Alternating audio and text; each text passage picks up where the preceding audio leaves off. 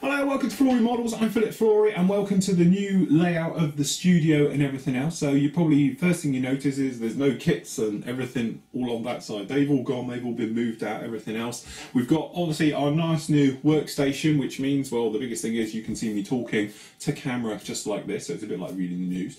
We've got another camera up here above, which obviously is a great one for looking down, which obviously you can see all the work nice and close up, and we can zoom right in under macro settings as well, so that's another great sort of advantage. We've got new lighting system, so I'm literally under, I think it's about 1500 watts of light here. We've got two huge big lights above here, plus we've got the regular lights behind us, so hopefully it'll show everything a lot better. We've got two cameras running in full HD as well, so they're recording in 1980 by 1020p 50 frames per second, which hopefully translates to making the shows a lot more detailed. You're going to see a lot more going on here, better angles for showing you guys. Hopefully it won't have things like my hands in the way, everything else like that. The new shows, they're all going to change slightly. We spoke about it last week. To be honest, I was hoping to have the launch of the new show this week, but to be honest, the lights didn't turn up till yesterday, and the microphone, we had a bit of a problem with that, so had a new microphone turn up today. So obviously what's going to happen is this will be the last of your traditional YouTube type news shows. The new ones, what that actually means is that they're still going to be on YouTube. You guys who are watching me on YouTube will still see me every week. It's just it's going to be a short cut down version, half-hour news show. The full version, which is going to include the full builds and everything else that we do here, and a lot more in-depth work, will be for members only, and you'll be able to watch that on our own servers, because now we're all in HD and everything else. It's no different from watching it on YouTube and all the usual things that go with it. And hopefully what we're going to do now is be a lot more interactive, so by showing you everything that goes on throughout the week, certainly the stuff on the forum with the new show, we can do all the little things that sometimes we miss out like that. So hopefully we'll all be really up to speed. So to kick off today, we're going to be doing our on test, so we're going to be talking about putties. So here's part one on putties. Okay, so over the years, putties have come and go, and we all remember the old-fashioned ones, which used to be in a tube and you'd squirt it on, and it's basically just as you imagine the old-fashioned putties, like a thick glue, goes on, dries, you sand off, take them away. Now over time, obviously things have developed now to other types of putties that dry obviously a lot quicker. Some of them are light curing, so you can set them with a UV light. Then you got others for specialist type of things, others for like putting into scratches, seam lines and everything else. Basically, they all do the same thing. They are still all filling a gap. So what we've got here is a selection of what we call the more specific type of putty. So we're going to do a quick on test with these types of things. So basically, we've got two types here. We've got your traditional type of putties, and these are, you know, as you imagine, you basically put them on like paste and then brush them in, and then obviously you can sand to remove or take them off. We've got more ones which have got, like these guys, got little tiny needles on the end for more precise areas to get into. And then obviously we've got your more sort of traditional type of white putty here, as you might imagine. We've also got here some liquid putties as well. So what we're going to do is put these a quick on test with these. So if we just move those out of the way, and I've got a little white board here. So what we're going to do, we're going to pop down here onto the white thing, some of the putties, just to see how they dry and perform. But before that, we need to put on some panel lines. So I'm just going to use a pea cutter, okay, and we're just going to pop some panel lines in so we can test them. Because at the end of the day, the main thing about these guys is that we use them for filling seam lines on aircraft or joins and things like that. So we're going to have 4 down here. Okay, and I'm going to do 4 over here. We'll step these in between. And we'll see exactly how it's got. Now, we know these aren't on curves and things like that, I know what you're going to say, but it's literally just to see how quickly they dry with the others and things like that. So that's those on just like that. So what we're going to do, we're going to take our traditional. Now this is Mr. Putty, which is the green Squadron stuff. Now this is the stuff I tend to use in a lot of my builds. Okay, it's my first putty of choice. Putty applicators can be anything. I'll show you a couple of little ways, but I actually use the back end of a paint stirrer, which I find to be quite good. Now this stuff, as you can see, if we just bring you in a tiny bit closer. Okay, there we go. So this stuff, as you can see, is like toothpaste, so you can literally just scrape off a part like this, and then you can pop it into the join. Okay, and then just literally scoop it through. The only trouble with these types, they're great for doing a big area, but getting them in this type of thing, as you can see, can be a little messy, because you're literally just trying to squeeze it in to get them in there, and to get a nice universal finish is obviously a little bit tricky. Now we won't have to label this with any luck, because they're all really are different. So that's the green stuff, which is our first one. Okay, then we've got the white. Now the white is just, I find, is a slightly more oily, thinner mix. The green is very, very thick. This stuff does tend to go everywhere. As you can see, he says, making a complete hash of this. And a little messy as it goes through.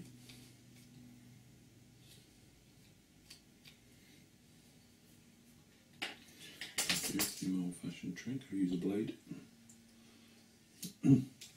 Just like plastering, you're just trying to make sure it goes in, and try and keep it as smooth as you can when you're putting it on, because if you put big lumps on things like that, when you try and get them off, it can be a right handful.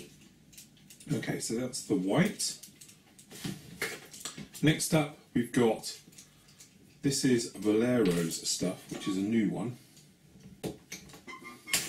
Great thing with this, got a very small applicator, which means we can get it on just in the area we want. If I pierce the end yet? No, we haven't even pierced the end. Sorry, my mistake.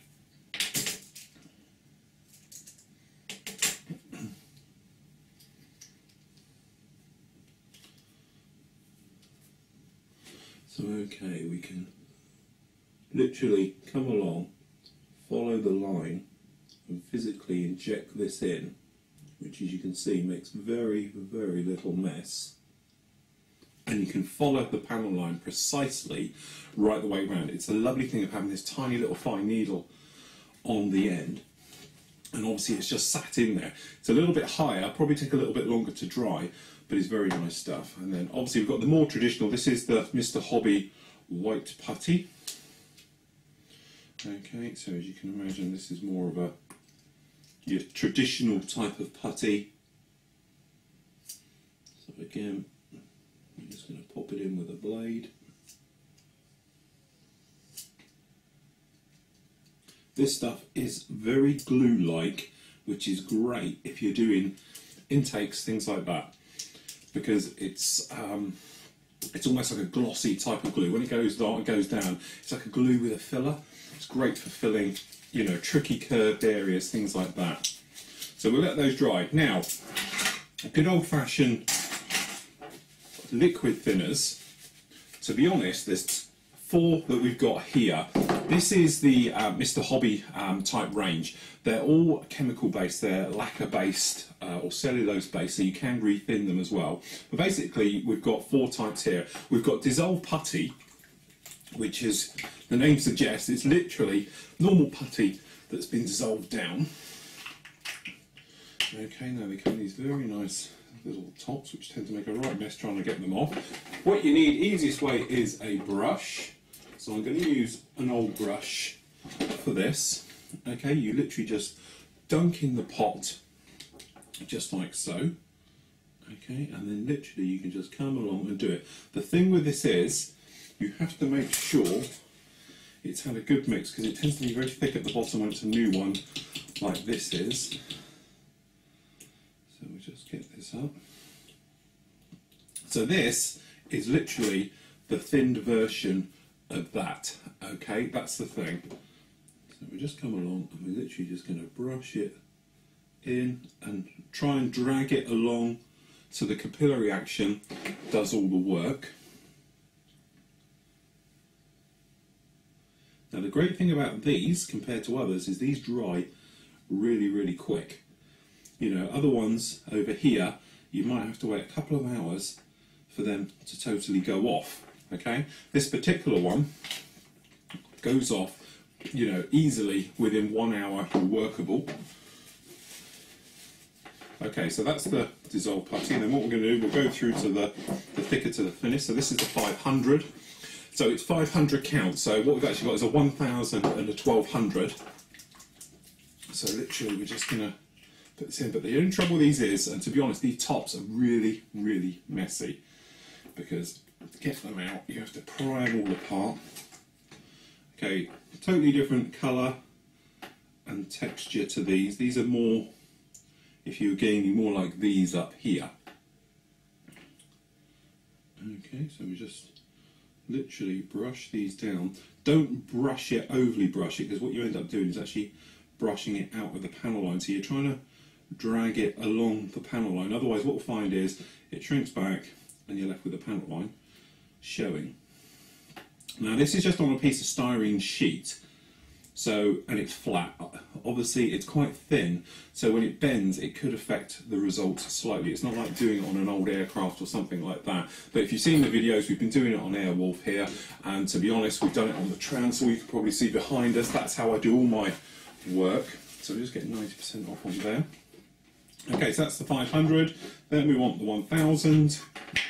Now, to be honest, these are a little bit thicker than you would normally think, because they've dried out a little bit. Okay, which is a little trick which I'll show you in a minute. But the great thing with these, when they dry out, is that it becomes really gloopy and all the rest of it. And there's a wild card entry into this in a moment, which I'll show you.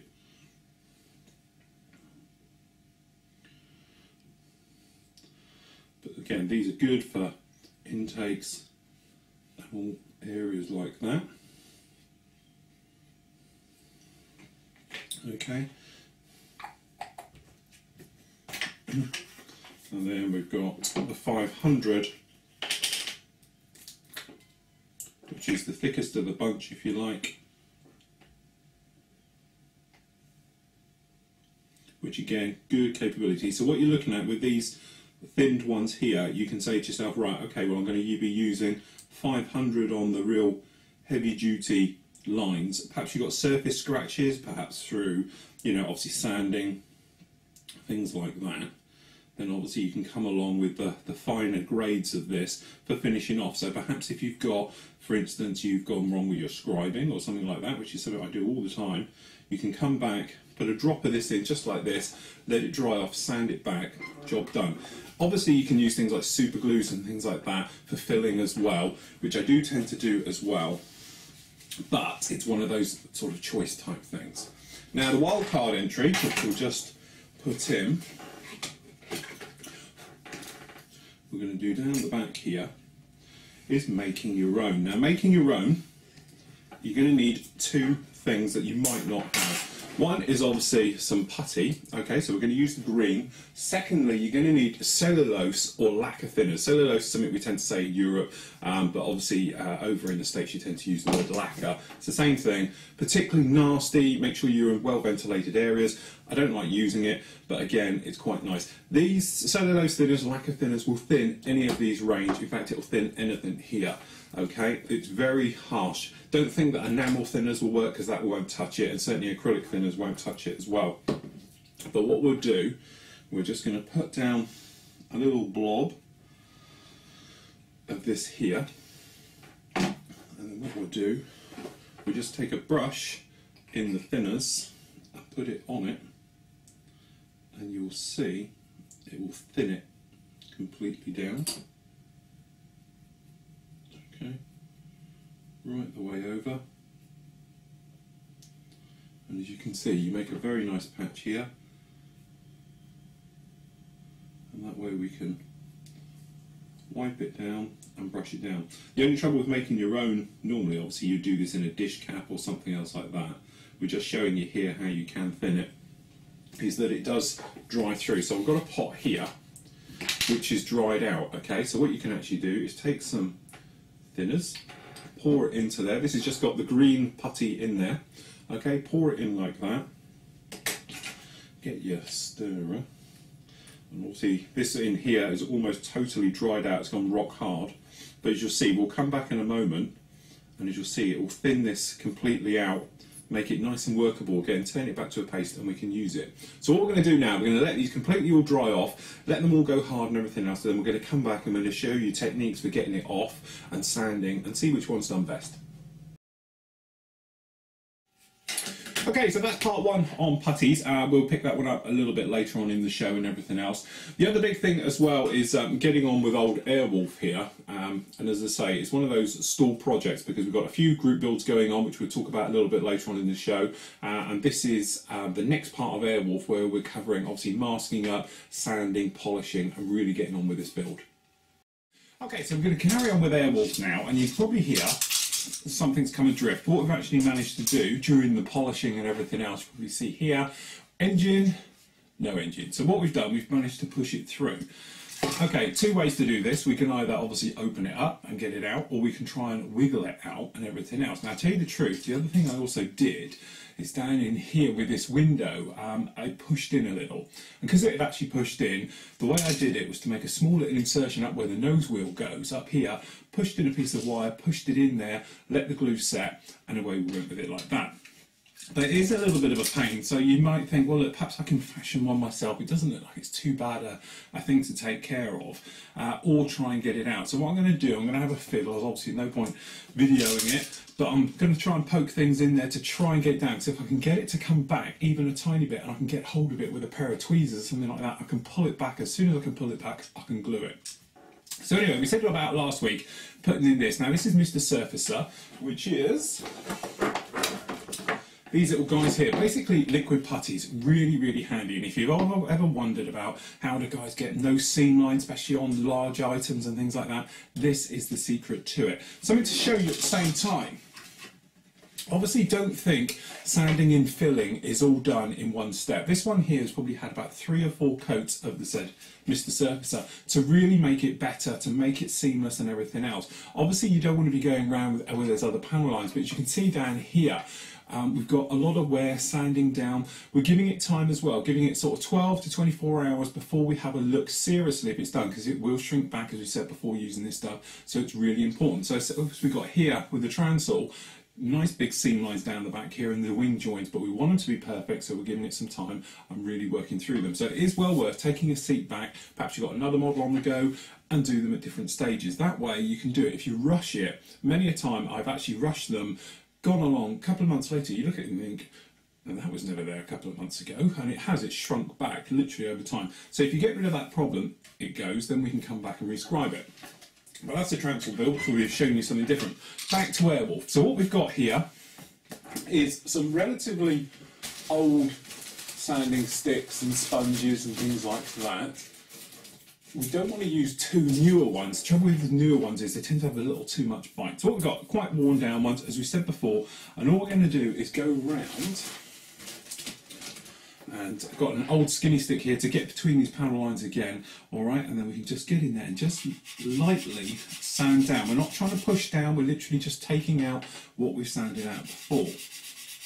So we just go along on these ones and sand it down, and then you'll probably see, we bring the other camera in a little bit closer, you can probably see we've actually got little white marks showing, which is good because that means there's filler down below, but then again we've got these on top. So just working back, we're just going to sand it. The sanding sponge gets rid of the scratches made by the sanding stick, okay, just like so. Off like that, and you can probably still see a few scratches in there, so we want to get rid of those as well. Just over, and then obviously we'll come in with the sanding sponge, with the polishing sponge. Okay, these polishing ones are great for this, and as I said, we can then get rid of the scratches made by the actual sponge. Okay, then obviously this is going to leave little scratches as well. So you can see like that, you're probably seeing just catching in the light a few little ones. Over to the white side. and give it a good go. Now, we don't have to be like a mirror finish here. If you carried on sanding with these, you get a lovely finish on this. Okay, but we're not too worried about that because obviously this is going to have a paint. Primers will obviously fill in little gaps and things like that, so we're not worried about it. But what we were worried, you can see it there now, is this little white mark would show up as a blemish on your paintwork, and obviously you don't want any blemishes because it will show through. This is going to be black, so in some ways black hides, but it's gloss black, so it will show it. So negative equity there. So also the other thing we've got to do is these little ones just down the front here, this seam running down all the front, we've got to sand that as well. Again, obviously there's a little lump going to go in the front here, so we're not too worried about it. But we're just literally lightly sanding. Don't carve down. If you're going to push down, all you're going to do is make far more work for yourself. Let the sanding sticks and sponges do all the work for you. So we've got a tiny little seam up the front here, so we're just literally going to give it a very light sand over. And where you see there's still a little hole, just give it a little bit more pressure, try and sand it in. Just like so. And then obviously again, sponge. I'm not going to go near the glass work because that's had a go already. Okay, and then we're just going to work our way over the top. So this has had a week to totally dry and shrink back the filler and everything else.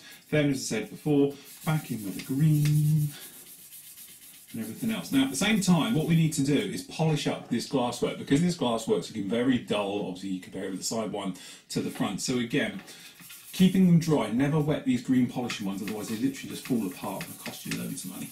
So what we do is do the squeak test. Now, if you see my tutorials on polishing and dipping canopies and everything else, I talk about squeaking. Literally, you just keep going until it squeaks. When it squeaks, it means it's nice and clean. So then you come along with the white side of the buffer. Okay, and just keep going over it. Now, if you wanted to, you could use polishing compounds and things like that, but as you probably see, it's nice and clear in there. The only thing I have got is that loose part running around in there, scratched the plastic on the inside now, which is going to cause me no end of trouble. But as you can see, squeaking. So the big thing is masking this up. Two ways of doing it, which we'll show you both ways. You could either use a liquid mask and go around it like that, or you can certainly go and do it the way I'm going to show you now is with Tamiya tape. Tamiya tape I prefer because you can cut it to the line where you want it to, whereas liquid masks, if you're going to cut them afterwards, they tend to be little bits of a problem. So we're happy how they are. We're looking at it closely. We've got no scratches or anything else like it. It's a little bit dusty, admittedly, but they're little things we can clean up and everything else. Okay, we've got to do the side ones, but we'll just show you this one for a minute. So what we're going to use is a nice piece of, I think this is 18mm Tamiya tape, which is quite wide. Okay, and what we're going to do, we're going to cheat a little bit. So we're just going to take a little bit here. Okay, so what we're going to do is place it down on the front curve like this. So it runs up the side, no problem at all. And you could do the side one at the same time if you wanted to. Okay, so it just goes in. And what we're going to do is walk it round the side. So we're just going to put it down, go in a little bit, so the creases are all on the top, okay? And that will just make it a lot neater to do it. It's only going to need a little crease. So we're just going to wrap around like that, and then we'll just take a pair of scissors, nice decoupage scissors. If you haven't got them, they're very handy because they cut through absolutely anything. Paper-wise, I'll go through decal paper and all sorts. So all we do is just cut it. Okay, and then another little cut here. So it all just lays down. And then taking our knife, okay, from the middle of the decal, just in like so, all we're going to do is cut up and then round the front. Got a small gap. Okay, same on to the bottom, and then obviously the bottom just goes straight off. And then we're going to go around the side window whilst we're at it. So it's quite easy to see on here because we've got a nice big black line to follow.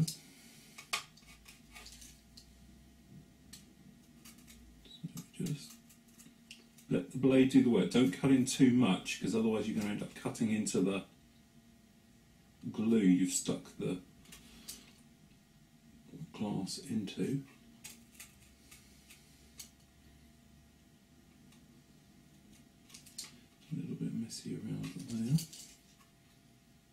Make sure you get right into all those corners.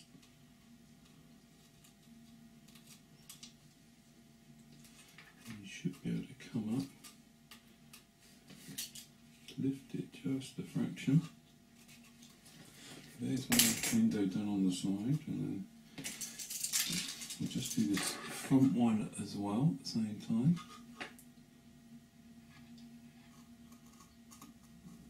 So one pass, coming back because we're going through multiple layers of tape.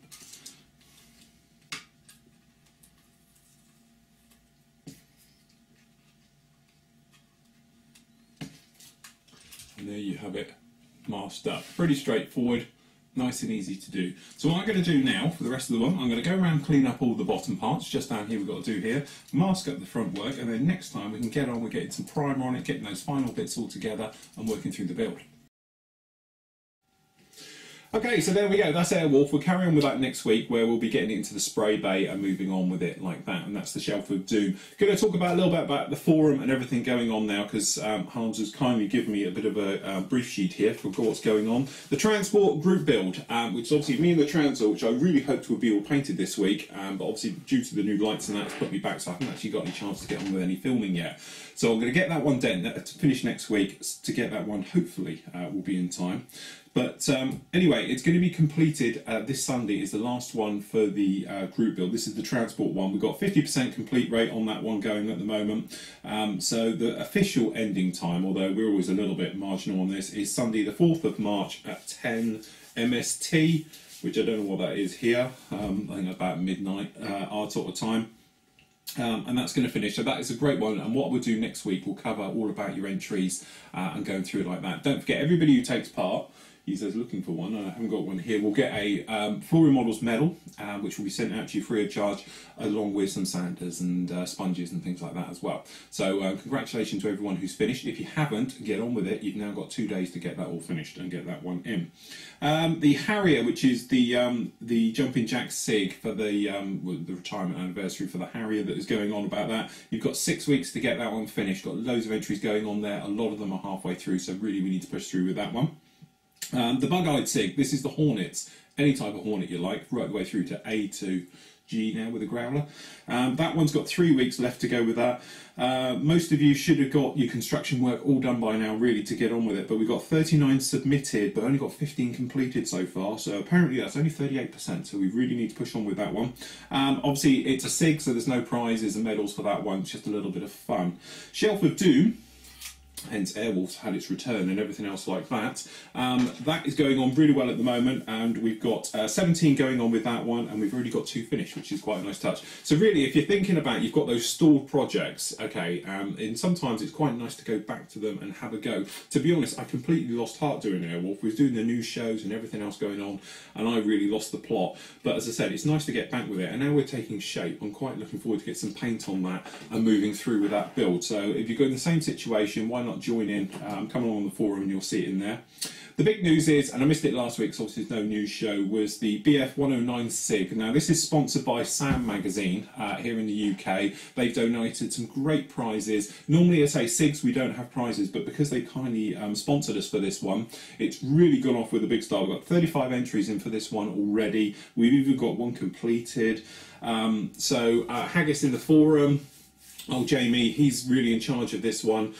He does a lot of work for Sam Magazine as well. He's one of their contributors and everything else. So special thanks to Jay as well, the editor, for sponsoring us on this one. So good on with that one. So if you've got 109, it has to be a 109. This is it. It's just literally a BF 109 SIG. So there's no other type of, Messerschmitt that you can do. It's literally just 109s, but some great entries going on there. And you've got a massive variety of aircraft to choose from different nations to marks as well. So cracking on with that one. Speaking of cracking on, see, getting good at this. Yes, it's that time of year again where we all go completely stupid and spend money on kits you would never buy in a million years. I'm not saying I'm going to be building this one. It just so happens I have it left over from last year. It's the annual now, since we've done one before, eggplane build. Okay, now it doesn't have to be the old Hasegawa range of eggplanes, because other people do them as well. And we've got another sponsor, which is really, really nice. So we have actually, it's Retro Wings, do detailed sets, upgrades for eggplanes. Who knew? Okay, now the thing is, they kindly sponsored us to the tune of it's 20 euros as well as I'll be throwing in some bits and pieces because we always do. Now it's only a short little group build, this one, so it's going to start on March the 10th. And it's going to then end on the 3rd, okay? So really you've only got a couple of weeks to get them done. But we did have a lot of fun last year, even Mel joined in. And okay, it did cost me a lot in paint for her to paint that thing, but it did turn out very well and better than mine, if I'm honest. So anyway, the egg paint is back again. We had some great laugh with it last year, and especially with all the jokes going around the forum and everything else like that. So there we go, that is all how forums and things are carrying on with that. I will be starting next week right here on this very nice new desk with our new lighting and camera angles. The Tomcat, this is 132nd one, will be carrying on here. I'm also going to be carrying on next week heavily with the Transall, so I'm going to hopefully do 2 days worth of filming on the Transall to get all the paintwork done, and 2 days filming on the Tomcat to get it done. The Tomcat is going to be an in-flight display one, so it's going to be a lot of fun with that one. I've got quite a lot planned for it to make this thing look like it's flying and everything else, and put it at some wacky angle that you normally don't see a Tomcat at. So you don't want to miss that one. The only thing I will say is Hans has put up some details about how the actual SIGs and the choosing them and how we come across the decisions and everything else like that, which to be honest he's given me a nice little memo on here, but it's far too long to go through on here, so it's well worth having a read of it. It's going to be in the forum in the TV show area, and it's also going to be on the site news page as well, like that. So have a look there. So if you ever wondered how we come to the decisions about group builds and SIGs and everything else, it's well worth having a look at that. So anyway, back to putties now, and let's see how they got on. Okay, so we've been exactly 1 hour since these we put these down and everything else. So what we can do is have a look. Now, I don't know how well the close-up's going to fit, but as you can see, this is the green putty. As you can see, it's covered it. We've got no visible signs of it being there. Okay, next up we've got the white. Okay, and they all seem to be pretty much touch dry. Okay, there's that nice skinny line that we did. I know it's very hard for it to see on the actual white itself. Next up, we've got the more traditional type putty. Again, looking at it, it seems to have covered it and there's no visible feel to it. Okay, then we've got our homemade one down there, which, as we say, is more showing what the liquids do. Okay, over here on the liquid side, this one I'm going to have to angle this somewhat so you can try and see it. You can still see the grooves in there. That's because it is particularly deep, okay, but as the thicker putties go on, it shows it's covered them up a lot more. And that's the thing with these things, is that, you know, putty, if you're filling a big gap or something like that, then obviously you're going to use one of these bigger types to do it. You're not going to worry about too much using these liquid ones. The liquid ones are more for more cosmetic type of things and things like that. And especially when, as I said, we've used it in conjunction, if you're watching the build at the moment we're doing here on the Transall, to get rid of seam lines. Obviously it's been sanded, everything in, and it's still got a small mark left behind. Then we can use the liquids, but you build up the liquids, and that's the thing to it. It's not like a one hit, it's done and away you go. Obviously what can happen as well, we were saying with these other ones, the more traditional putties, is you do get a little bit of shrink back, but you're going to get that with the liquids as well. So just take your time when you are sanding and filling. So what we're going to do now is a quick little test with sanding. So we've got here just a normal sanding sponge, alright, and what we're going to do is try and go across all four together at once, just this area here. So we're just letting the sanding sponge do the work. So we're going to do a little over the first bit, okay, and you might be able to see, perhaps we ought to bring this in just a little bit closer. You can probably see, obviously it's sanding down, they're all dried, okay, and we're going in. Alright, so we don't have a problem, so we're just going to give it a little bit more stick. Okay. And to be honest, they're all sanding very, very nicely. The white is expected, which is the white putty, this one down in the middle, that's actually sounding a lot nicer. It's not as heavy, it's not as thick, okay, as the others certainly are. So we're just going to go through down those all at the same amount, and I'm trying to keep, as well as I can, equal pressure on them all. Okay, so we're just going down like that. Okay, so what we've actually got here is feels absolutely fine, which we're on about. The green was still raised. Now the trouble with the green is it may be still a little bit wet, okay, compared to the white. But to be honest, which is a very nice one, which is the Valero one, this little skinny one, that's absolutely lovely in there. Still a little bit rough on the back here, so what I'm going to do is I'm just going to do these two on their own and try and sand down and in. So we're keeping it all nice and flat. So to be honest, I'm really giving it some stick now, just to see which one comes off better. Okay, then running your hand across, I can't feel, to be honest, the Squadron white putty, and I can't feel the Valero at all. Okay, and I must admit that's pretty good, but I can the green. Okay, so what we're basically saying, out of these more traditional putties, to be honest, the white has worked perfectly well. Okay, it's got no staining whatsoever.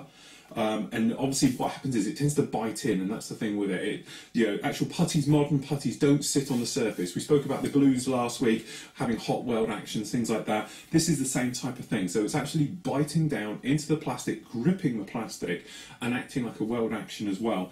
But I must admit, they've all worked very, very well. But out of that quick sand test, then what I would actually say is that the actual, the white Squadron, really well, but if you need a little tiny application to get it in there, just a small little spot, a groove, panel line, then I must admit the Valero stuff as well, this plastic putty, has worked exceptionally well.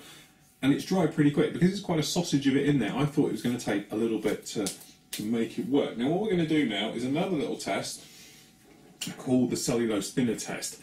Now for that, what we actually have here is we've got the cellulose thinners, or lacquer thinners, cotton bud soaked in it, and what we're going to do to try down this other end here is just give it a rub and see what we can remove. So we're just giving just a little rub. Now the secret from doing this is to keep your cotton bud wet. As soon as it starts to dry, it drags. Okay, so as soon as it gets a little bit draggy, soak it again in your thinner and give it a wipe.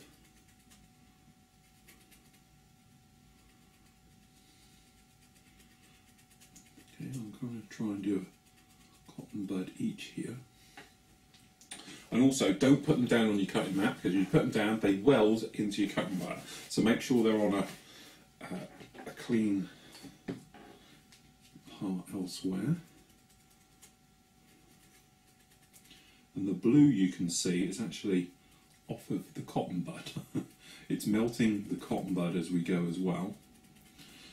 So let's just those in there. And then obviously what you can do is use a cloth if you wanted to, or something else like that. But you can see, really nicely done there. Leaves the panel line without anything. It won't damage any of the area around, but again, be careful. Surface detail, raised riveting, even recessed panel lines will melt under this stuff as well. So that worked nicely. Okay, now we're going to try the white.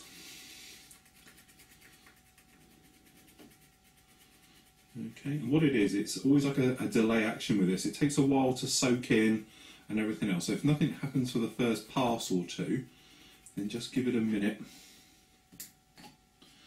and see what happens.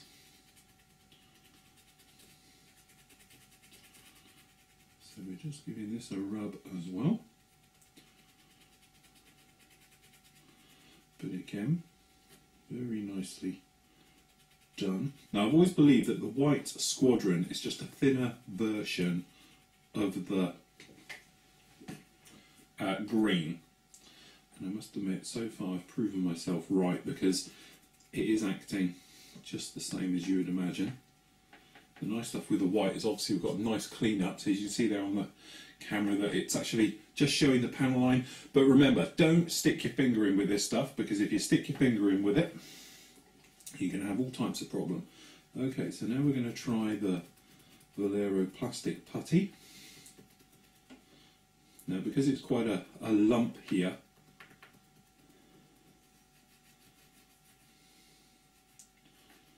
it's taking its time, and it's destroying me cotton buds as we try and rub it over.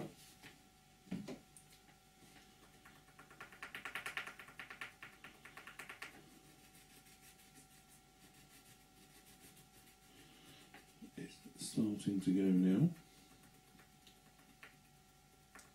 But it's a lot harder for this to work with. I don't know what they make the stuff out of,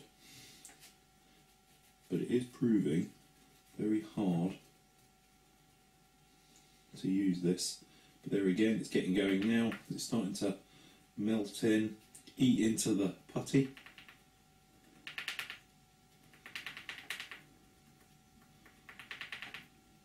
And go through just like that. So we'll just try the last one. This is the Mr. White Putty, your traditional type. And again, we're just giving it the speed wipe over test. But just be careful, as I say, when you're doing this, not to come along and stick your finger in it, because otherwise you're going to have all types of problems, because you will leave a very nice fingerprint on your model, because it softens the plastic, makes it extremely tacky. Okay, so that's those going. So out of your original ones, if I'm honest, from our test here that we're showing, I would have to say that the Mr. White Putty, very, very good, sanded lovely, absolutely perfectly, and it wiped off. So if you wanted to use the thinner's way, the lacquer thinner's way of getting rid of it, worked exceptionally well.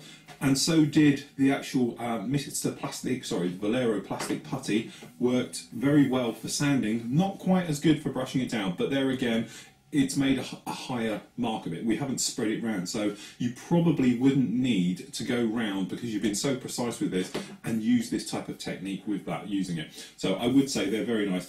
Again, the only drawback to it is the Mr. White Putty, this one here, the traditional, has got a lot of shrinkage when we've actually used it with the cotton bud. It's actually put quite a nice groove back in there, where the other two haven't. Okay, so if I'm having to say, out of those ones at least, I'd say Mr. White the Mr. confusing with name, Squadron White Putty has come out absolutely fine. Great for sanding, great for using the thinners. Okay, if it's a small job, something like that, then the Valero plastic putty, absolutely fine. Okay, the green, as you say, is good for your big jobs. You know, if you're using it for heavy duty, loads of things, slap it down, then go for something like that. Okay, over here on the other side, we're going to come back in the good old jeans thing. Okay, sanding all of these. Now these will be a lot harder to sand, because these literally are like paint jobs on the surface. So we're going to give these a good old going all the way over. As you can imagine, because these are like a paint, they weld on and stick on really very, very strong. So, as best as we can, I must admit I am giving this some serious stick to get these off. And as you can probably see by the way that this is reacting, down here, because it's the thin putty, has gone in absolutely fine. We're really happy with that. And then as we look at these other ones, you can see it comes up in a line, because obviously we're getting thicker paints as we go down here. The 1200, which was the last one to go on, we've got some shrinkage marks in there, but we'd expect it. It's very thin, so it shrinks back. As we go up, the shrinkage gets less because it's thicker. It's almost like halfway between a primer and a filler. Okay, so if you're using the 1200, which is very, very thin, okay, then you've got the 1000, then the 500 as you go across like this. That is the thing. If it's a thicker, heavy hole you want to fill, something like that, then obviously just go with a liquid putty, a dissolved liquid putty. Then you're going to be using 500 and everything else like that. So we would say, really, these liquid putties, great for final seam lining. You would have seen me use it on Airwolf in the videos where we've gone along and we've tidied up various areas with it. It's great for fine little detail, things like that. If you're going to need putty, then I would say, if it's something big, use then the white one. Okay, Squadron's white. If it's a small little area, okay, and you perhaps just want to do a line or something like that, then actually this stuff is absolutely fantastic. The first time I've properly used it, yeah, I've had this tube now a long time, okay? But it is one of those things. You get complacent, you use the same thing. I've used green now for probably the last 5-6 years, okay? And that was after I used Tamiya putty before that. And then obviously I haven't used these even though I've had it. So I would have to say, on test, your liquids, they're all going to do your job, okay? They are fantastic for tiny little seams, scribing errors, things like that. Little errors on the plastic, you know, then you're going to want to use your liquid putties. If I had to say, somebody said which one you're going to use, I would say get the 500. Or the other way of doing it, of course, is get something like the 1000, let it dry out a little bit, because it does dry out over time. They're quite large necks. If you want to rehydrate them, then obviously you can do what we did with the putty. Now, there's my little thing. This guy here is the one that we did. Let me move this out of the way. Is the one that we did. This was completely solid before, but you can probably see it's all mushy and gooey and icky, and that is because all we did, you see it like this, all we actually did was come along and add some cellulose thinners into here and do it. So if you wanted to, grab yourself some Mr. White, okay, put it into an old Tamiya pot or an old glass jar, make sure it's glass because plastic is likely to eat through it, okay, cellulose thinners, lacquer thinners, pop it in there, give it an old mix up and you can make your own. So it's a cheap way of doing it. So today's test winner, overall I would have to sort of do, it's a draw between Squadron White and Valero plastic putty. Absolutely fantastic. Past that, liquid putties, they're all great, just depends on the job you're going to be using. Okay, so that's it for this week. I hope you enjoyed that about putties and everything else like that. I will now be using Squadron White, and I'm still going to be using Plastic Putty by Valero. Great products and everything else. And of course, I'm still going to be using my various thin putties because they're very good, including my own homemade one. So anyway, who knew with all those things? Great to see you in the new studio. I hope you like it. I hope you like the new lighting and everything else and the new angles. As I say, we'll get on with some serious filming next week and get things back on plan and on schedule and everything else. So until next week, everybody, happy modelling and take care.